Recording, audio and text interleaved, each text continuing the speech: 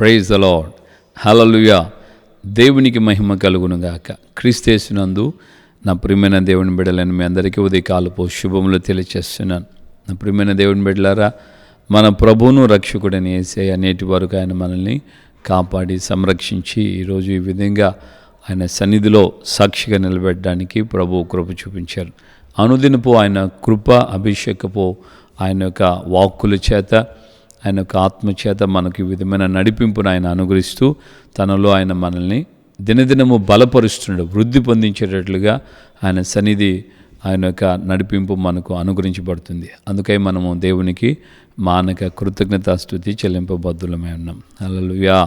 So ఈ ఉదయకాలం ముందు దేవుని యొక్క లేఖనంలో నుండి మనం గమనించినప్పుడు లూకా సువార్తలో యేసయ్య పరిచర్యను గురించి వ్రాయబడింది. 6వ అధ్యాయంలో మనం గమనించినప్పుడు ఆయన పరిచర్య చేస్తూ ఆయన గ్రామాలు వెళుతూ ఆయన సేవ చేస్తున్నటువంటి దినాల్లో ఆయనను గూర్చినటువంటి వర్తమానము అనేకులు విన్నారు. ఆయన గూర్చినటువంటి వాక్కులు అనేక చోట్లకి వెళ్ళాయి. ఆయన గురించి విన్నవారందరూ ఆయన ఎద్దుకు వచ్చి ఆయన ఎద్దు నుండి విడుదల, స్వస్థత పొందిరి అని రాయబడింది. దీంట్లో ఏ విధంగా అని మనం గమనిస్తే వాక్యం 6వ అధ్యాయము 18వ వచనంలో ఈ మాదిరిగా చెప్తుంది, అపవిత్రాత్మ చేత బాధపడిన వారందరూ స్వస్థత నొందిరి, విడుదల పొందిరి అని దేవుని లేఖనం తేటగా చెప్తుంది. Even those who were troubled by demon, evil spirits, unclean spirits, demons were healed అని తేటగా ఇంగ్లీష్లో రాయబడింది. అంటే ఇక్కడ మనం గమనించాల్సిన మాట ఏంటంటే అపవిత్రాత్మలు మనుషుని బాధపరుస్తున్నాయి అనేది మనం గుర్తించాలి. అపవిత్రాత్మలు ఒక వ్యక్తిని ఆ యొక్క వ్యక్తి యొక్క జీవితాన్ని పాడు చేస్తాయి. అదే సమయంలో అపవిత్రాత్మలు ఆ వ్యక్తి ద్వారా ఇతరుల్ని పాడు చేస్తాయి, కుటుంబాలని పాడు చేస్తాయి, ఇతరుల్ని పాడు చేస్తాయి. దేవుని బిడ్డలారా, ఈ యొక్క ఉదయకాలం ముందు మన జీవితాలు, మన కుటుంబాలని ఆలోచించినట్లయితే మనము ఏ విధంగా నడిపించబడుతున్నాం. సో ఈ స్వభావము, అపవిత్రాత్మ ద్వారా కలిగిన స్వభావం ఏం చేస్తుందంటే తనకు తానే పాడు చేసుకుంటుంది. అలాగే ఆ యొక్క స్వభావాన్ని బట్టి ఇతరులు కూడా పాడవుతారు. ఇతరులు కుటుంబీకులు కావచ్చు, ఇరుగు పొరుగు వారు కావచ్చు, స్నేహితులు, బంధువులు కావచ్చు, వారికి ఉన్నటువంటి ఆ అపవిత్రాత్మ యొక్క క్రియల ద్వారా ఆ విధమైన పరిస్థితి తలెత్తుతుంది. సింపుల్గా మనం చిన్న చిన్న విషయాలను గమనిస్తే కోపము. సో ఇది నానుడి లోకంలో ఉన్నటువంటి మాటను కూడా మనం గమనిస్తే తన కోపమే తన శత్రువు అని. సో కోపము మనకు వస్తుంది. బైబిల్ కూడా చెప్తుంది కోపపడుడి కానీ పాపం చేయొద్దు అని. అంటే ఎలాగా అనండి, కోపం ఉదయకాలం కోపపడ్డాం అనుకోండి, చీకటి పడే లోపల సమాధానం పడిపోవాలి. అంటే సాయంకాలం వరకు మనం కోపం ఉండకూడదు, సాయంకాలం లోపల మనం సమాధానం పడిపోవాలి. ఒకవేళ రాత్రుల్లో కోపపడ్డాం అనుకోండి, ఉదయం కాక మునిపే మనం సమాధానం పడిపోవాలి. ఇది కుటుంబంలో, వ్యక్తిగత జీవితాల్లోనూ, భార్యాభర్తల మధ్యలోనూ, పిల్లలకి తల్లిదండ్రుల మధ్యలో, అలాగే తోటి సహోదరులు సహోదరీల మధ్యలో, సంఘస్థులు, విశ్వాసులు, సేవకుల మధ్యలో ఇది ఖచ్చితంగా జరగాలి. కోపము ద్వారా తనను తాను పాడు చేసుకుంటున్నటువంటి వ్యక్తుల జీవితాలని మనం చాలామందిని గమనిస్తాం. సో తండ్రి దగ్గర నుంచి కోపాన్ని బట్టి, వారికి ఉన్న కోపాన్ని బట్టి తండ్రి వారిని శపించి వారిని వేరు చేసినట్లుగా మనం చూస్తాం. యాకోబు యొక్క కుమారులైనటువంటి ఆ యొక్క లేవి, షిమియోను గురించి ఆయన అంటాడు, వారిని నేను నాలో నుంచి, నాకు కలిగినటువంటి ఆ సంతానంలో నుంచి వారిని వేరు చేస్తున్నాను. వారు కోపముతో గుర్రముల కాళ్లను, గుది కాళ్ళను, ఆ నరములను తెగ నరికారు అని. అంటే మనుషుల్ని అలాగ నరికేశారు వాళ్ళు కోపపడి. ప్రియమైన దేవుని బిడ్డలారా, ఈ యొక్క ఉదయకాలం ముందు నీ కోపము నిన్ను ఎంతవరకు వేదనకరమైన, దుఃఖకరమైన పరిస్థితులకు తీసుకెళ్తుందో ఆలోచించు. నీవు పడినటువంటి, నీలో కలిగినటువంటి ఆ కోపం అనేది, అది నువ్వు అనుకోవచ్చు ఈ కోపం అది నాకు సహజ సిద్ధంగా ఉంది అని. కానీ కాదు, దాని వెనక ఒక ఈవిల్ స్పిరిట్ ఉంది. ప్రతి వ్యసనానికి, ప్రతి విధమైనటువంటి యొక్క స్వభావాలకి, దుర్గుణాలకి వెనకలో ఒక ఈవిల్ స్పిరిట్ ఉంటుంది. ప్రతిదానికి ఒక్కొక్క దానికి ఒక్కొక్కటి. దేవుని యొక్క లేఖనంలో మనం గమనిస్తున్నాం. ఆహాబు దగ్గర మనం గమనించినప్పుడు ఆహాబు యుద్ధానికి వెళ్ళి అక్కడ ఓడిపోవాలి, చనిపోవాలి యుద్ధంలో. మరి ఆహాబును పోయేటట్లుగా ఎవరు ప్రేరేపిస్తారు అని దేవుని రాజ్యంలో పరలోకంలో ఒక సమావేశం జరుగుతుందని దేవుని వాక్యంలోనే రాయబడింది. దైవజనుడు మీకా ఆ యొక్క దర్శనాన్ని చూసి ఆయన చెప్పాడు. అప్పుడు అందరూ వచ్చి ఒక్కొక్కరు వచ్చి ఒక్కొక్క విధంగా మాట్లాడుతుంటే అందులో ఒక స్పిరిట్ వచ్చి ప్రభు దగ్గర నిలబడి అన్నదట, నేను వెళ్ళి అతన్ని ప్రేరేపిస్తాను. ఎలా ప్రేరేపిస్తావు అని దేవుడు అడిగాడట. నేను వెళ్ళి అతని దగ్గర ఉన్న ప్రవక్తలు ఉన్నారే 400 మందికి, దరిదాపు 400 మంది పైగా ఉన్నారు ప్రవక్తలు, వారందరు ప్రవక్తల నోట్లో అబద్ధపు ఆత్మగా ఉంటాను అని అన్నాడు. సో దేవుడు అన్నాడు, ఓకే నువ్వైతే సక్సెస్ అయిపోతావు, నువ్వు వెళ్ళిపో అని చెప్పి పంపించేశాడు. ఆ స్పిరిట్ వచ్చి ఆహాబు యొక్క ప్రవక్తలందరి నోట్లో అబద్ధపు ఆత్మగా ఉండిపోయాడు. అందరూ ఇప్పుడు ఏకంగా ప్రభు పేరటే ప్రవచనాలు చెప్పారు. ప్రభు పేరటే యెహోవా సైన్యములకు అధిపతి యెహోవా ఇలాగ సెలవిస్తున్నాడు, నువ్వు వెళ్ళి సిరియన్లతో యుద్ధం చేస్తావు, నువ్వు వారిని జయించేస్తావు అని చెప్పి అందరు ఏకరీతిగా ప్రవచనం చెప్తున్నారు. ప్రియులారా గమనించాలి, అబద్ధము చెప్తున్నామంటే దాని వెనక ఒక ఈవిల్ స్పిరిట్ ఉంది. నువ్వు సేవకుడివైనా, విశ్వాసమైనా, నువ్వు సీనియర్ అయినా, జూనియర్ అయినా మర్చిపోవద్దు. నువ్వు స్త్రీ అయినా, పురుషుడివైనా, నువ్వు అన్యుడివైనా, దేవుని బిడ్డవైనా సరే, అబద్ధము చెప్తుంటే ఎవరైనా సరే, ఈవెన్ నాతో కూడా కలిసి భూమి మీద ఉన్న ఈ రోజు వరకు ఎంతమంది ఉన్నా సరే అంతమందికి దేవుని యొక్క వాక్యం ఇలా చెప్తుంది, అబద్ధము చెప్తుంటే దాని వెనక ఒక ఈవిల్ స్పిరిట్ ఉంది. అబద్ధము ద్వారా మనం చాలా విషయాలు చూస్తాం. అబద్ధం చెప్పారు, అబద్ధం చెప్పిన తర్వాత ఏమైపోయారు, అబద్ధం ద్వారా శాపాలు పొందిన వాళ్ళు కూడా ఉన్నారు. సో ఇవన్నీ మనం గమనిస్తే ఒక్కొక్క విధమైనటువంటి దురాత్మ క్రియలు ద్వారా బాధపడిన వారు ఉన్నారు.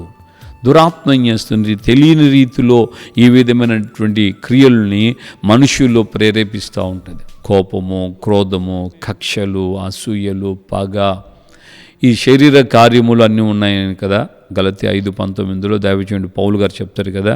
ఈ 5:19 ఆధారం చేసుకొని మన శరీర కార్యాలంటే శరీరంలో సాతానుడు ఈ కార్యాలని ప్రేరేపిస్తూ ఉంటాడు.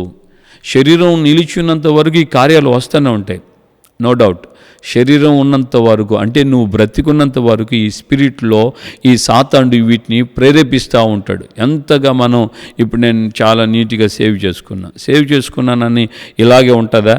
రేపటికి మళ్ళా అమ్మంటే కొంతమంది అంటారు చీకటిబడి లోపల మళ్ళా వెంట్రుకలు వచ్చేస్తాయని. ఈ శరీరం మీద తత్వం అది. సో అలాగా ప్రతిరోజు ఏదో ఒక విధమైనటువంటి ఆ స్పిరిట్. ఇప్పుడు అవిధేయత ఉంది, భర్తకు నువ్వు అవిధేయత చూపించిన, తల్లిదండ్రులకు నువ్వు అవిధేయత చూపించిన, వెనకాల ఒక స్పిరిట్ ఉందన్న విషయాన్ని మర్చిపోదు. తద్వారా నీవుగా బాధపడతావు, నీవుగా గాయమవుతావు, అనారోగ్యం పాలవుతావు.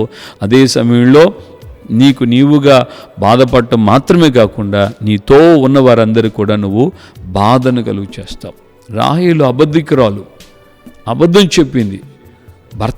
భర్త ద్వారా ఎంతో ప్రేమించబడిన అబద్ధం చెప్పి ఆ విగ్రహాలు దాచుకున్నందువలన రాహేలు జీవితం ఎంత భయంకరంగా ముగింపు ఆలోచించండి. కుమారునికి జన్మనిస్తూ కూడా ప్రాణం పోగొట్టుకునింది. చేరవలసిన గమ్యస్థానం కూడా చేరకుండా మధ్యలోనే ఆమె చావటం మనం గమనిస్తున్నాం. అలాగే చాలామంది జీవితాల్లో అబద్ధాల ద్వారా, అవిధేయత ద్వారా, విధేయత లేకుండా ఎట్లా పడితే అట్లా మాట్లాడటం ద్వారా వాళ్ళు వేదన చెందుతున్నారు, ఆవేదనతో ఉంటున్నారు. చాలా ఉన్నాయి. అలాగే ప్రాముఖ్యంగా కొంతమందిలో ఈ యొక్క వ్యభిచారపు తలంపులు, వ్యభిచారపు ఆలోచనలు, శరీర కార్యక్రమాలలో ఇవి కూడా ఒక ప్రాముఖ్యమైనటువంటి ముఖ్య భూమికను వహిస్తుంటాయి. శరీర కోరికలు, చూపుల్లో, మాటల్లో, ఆలోచనలో, క్రియల్లో, నడక, తలంపుల్లో కూడా ఆ పాపపు ఇచ్చ కోరికలు ఇవన్నీ రావటం. దేవుని బిడ్డలారా ఒకసారి మనం జ్ఞాపం చేసుకోవాలి. దేవుని యొక్క వాక్యం మనకు సూటిగా, తేటగా, స్పష్టంగా చెప్తున్నటువంటి మాట ప్రకారంగా నీ వ్యక్తిగత జీవితంలో నీవు దేవుని ఎద్దుకు వచ్చి ఆయనను గురించి వింటున్నావు, ఆయన ఎద్దుకు వచ్చి నువ్వు ఆయన ద్వారా స్వస్థత పొందుతున్నావా? వారు ఆయనను గూర్చిన సమాచారం విని ఆయన ఎద్దుకొచ్చి అపవిత్రాత్మల చేత బాధపడిన వారందరూ స్వస్థత పొందిరి అని రాయబడింది. So deliverance from demons. కాబట్టి ఈ యొక్క ఉదయకాలం ముందు దెయ్యముల నుండి, దెయ్యపు శక్తుల నుండి, వాటి ప్రభావం నుంచి నువ్వు విడుదల పొందాలంటే ఆయన మీద విశ్వాసం, ఆయన యొక్క వాక్కుల చేత నువ్వు స్వస్థత పొందేటట్లుగా ఆయన ఎద్దుకు నువ్వు రావాలి. రకరకాలైనటువంటి పరిస్థితుల్లో ఇంకా నీ జీవితంలో అనారోగ్యపు ఛాయలు కనబడుతున్నాయా? నీ వ్యక్తిగత జీవితంలోనూ, కుటుంబంలోనూ, లేక నీ సంఘ పరిచర్యలో అనారోగ్యపు ఛాయలు ఉన్నాయా? నిశ్చయముగా వాటి వెనక ఒక దురాత్మక్రియ చేస్తుంటాడు. కాబట్టి ద్వేషించటం కూడా ఒక దురాత్మక్రియే. కాబట్టి ఈ యొక్క ద్వేషం, ఈ కోపం, ఈ క్రోధం, వీటిని నువ్వు మానుకోవాలి. దేవుని మనసు కలిగి, దేవుని బిడ్డగా నువ్వు క్షమించే మనస్సుతో, మనసారా ప్రభువా క్షమిస్తున్నాను, క్షమించే మనస్సు నాకు దయచేయండి, అలాగే నా ప్రార్థన మీరు అంగీకరించండి అన్ను మనం దేవుని సన్నిధిలో ప్రార్థన చేస్తే ఖచ్చితంగా దేవుడు తన కృపను కనపరుస్తాడు. ప్రార్థన చేసుకుందాం. ప్రేమగల తండ్రి, మీ పాదాలు స్తోత్రాలు అయ్యా. మీ కూర్చున్నటువంటి వార్త విన్నటువంటి ప్రజలు, మీరు శరీరధారిగా ఉన్న దినములలో అనేకులు మీ వద్దకు వచ్చి మీ ద్వారా అయ్యా వారి జీవితాల్లో ఈ యొక్క నాయన దురాత్మ శక్తుల చేత బాధపడిన వారందరూ స్వస్థత పొందిరి అన్న మీ యొక్క మాట ప్రకారంగా ఈ రోజుల్లో కూడా నా ప్రభా అనేక జీవితాల్ని ఏ విధమైన దురాత్మ శక్తుల ప్రభావాలు పీడిస్తున్నాయో మీరు తేటగా మీ లేఖనాల ద్వారా విశదపరిచారు. ఈ మాటలు ప్రతి హృదయంలో నీరు కట్టండి, ఫలింపచేయండి. వారి యొక్క జీవితాల్లో అయ్యా వారు గుర్తించి ఈ క్రియ, ఈ స్వభావం వీటి వెనక ఒక దురాత్మ క్రియ చేస్తుంది కనుక దేవా నన్ను క్షమించండి, మీ వద్దకు నేను వచ్చాను, నన్ను మన్నించండి అని ఎవరైతే హృదయపూర్వకంగా మీ సన్నిధిలో ప్రాధేయపడుతున్నారో వారందరినీ మీరు క్షమించండి. ఈ ఉదయకాలపు మీ వాక్కులు ప్రతి వారికి దురాత్మ అంధకార శక్తుల ప్రభావం నుంచి విడుదల పొంది మీ ద్వారా స్వస్థత పొంది అయ్యా వారి జీవితాల్లో సంతోషంగా మిమ్మల్ని ఘనపరిచేటట్లుగా సహాయం చేయండి. ఘనత, మహిమ, ప్రభావాలు మీరు మాత్రం పొందమని యేసు పరిశుద్ధ నామములో ప్రార్థన చేసి పొంది ఉన్నాము తండ్రి, ఆమేన్. మన ప్రభు అయిన యేసుక్రీస్తు కృపయు, తండ్రి అయిన దేవుని ప్రేమ, పరిశుద్ధాత్మిక అన్యోన్య సహవాసం, సమాధానం ఇప్పుడు ఎల్లప్పుడూ సకల పరిశుద్ధులకి మనకును ప్రభు రాకడ పర్యంతం కృప, దేవుని ద్వారా స్వస్థత పొందడానికి ఆశపడి ఆయనకు అప్పగించుకొని ప్రార్థనలు ఏకీభవించి క్షమాపణ దేవుని ఎదురుని పొందుకుంటున్న వారందరికీ సదాకాలము తోడే ఉండి నడిపించునుగాక. ఆమేన్, ఆమేన్, ఆమేన్. హల్లెలూయా. ప్రభుపేట అందరికీ వందనాలు. నిశ్చయం దేవుని యొక్క ఆత్మచేత మనము స్వస్థతను పొందుదాం. ఆయన ద్వారా మనము ఈ రోజుకు సైతం ఆయన సజీవుడు, ఆయనను గుర్చిన వాక్కులు విన్న మనము మన వెనక క్రియ చేస్తున్నటువంటి, మనం కలిగి ఉన్నటువంటి ఆ దుర్గుణాలకి వెనక దురాత్మలు ఉన్నాయన్న విషయాన్ని మనం గమనించి మనసారా మనం ప్రార్థన చేద్దాం, దేవుణ్ణి అడుగుదాం. ఈ వాక్యాన్ని ధ్యానిస్తూ నీవు అనేకులకి షేర్ చేసి దేవుని పేరట అనేకులు స్వస్థతలు పొందేటట్లుగా నీ యొక్క సహకారం కావాలని నేను సేవకుడిగా కోరుకుంటున్నాను.